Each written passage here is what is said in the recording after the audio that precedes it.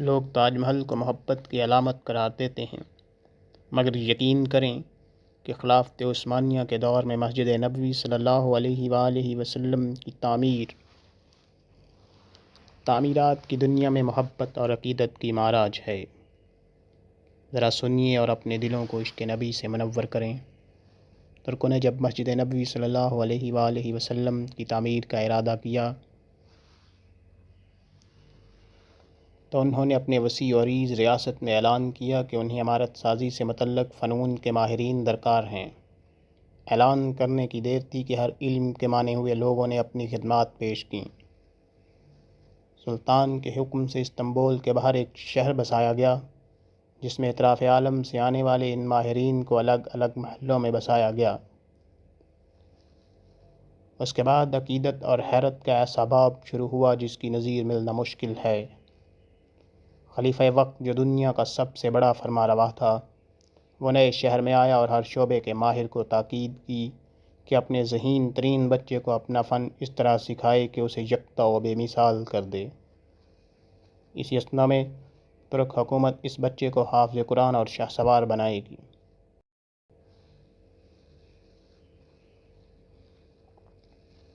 دنیا کی تاریخ کا یہ عجیب و غریب منصوبہ کئی سال جاری رہا۔ 25 سال بعد نوجوانوں کی ایسی جماعت تیار ہوئی جو نہ صرف اپنے شعبے میں یکتا و روزگار تھے، بلکہ ہر شخص حافظ قرآن اور پائمل مسلمان بھی تھا۔ یہ لگ بھگ 500 لوگ تھے۔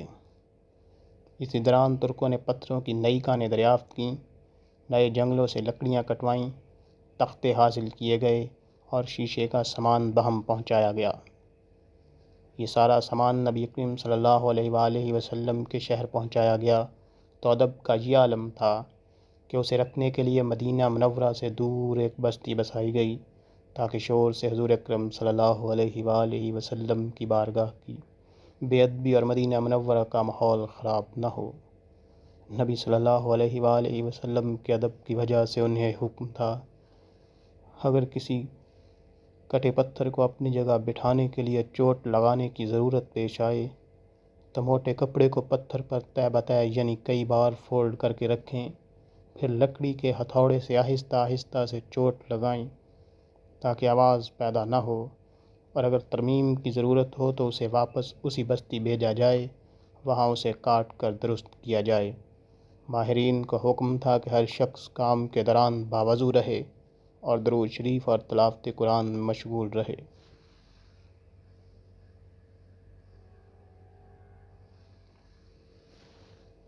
حجرہ مبارک کی جالیوں کو کپڑے سے لپیٹ دیا گیا کہ گرد غبار اندر روضہ پاک میں نہ جائے۔ ستون لگائے گئے کہ ریاض الجنہ اور روضہ پاک پر مٹی نہ گرے۔ یہ کام 15 سال تک چلتا رہا اور تاریخ عالم گواہ ہے، ایسی محبت، ایسی عقیدت سے کوئی تعمیر نہ کبھی پہلے ہوئی اور نہ کبھی بعد میں ہوگی۔